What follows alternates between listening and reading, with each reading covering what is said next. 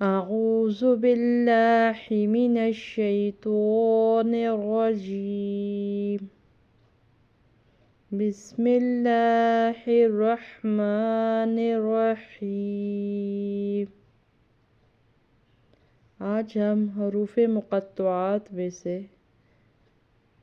یہ لفظ پڑھیں گے۔ کاف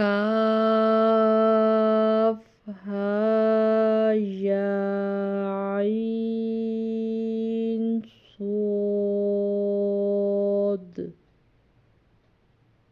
کاف کے اوپر مد ہے، اس سے 5 الف کے برابر لمبا کریں گے، کھینچ کے پڑھیں گے۔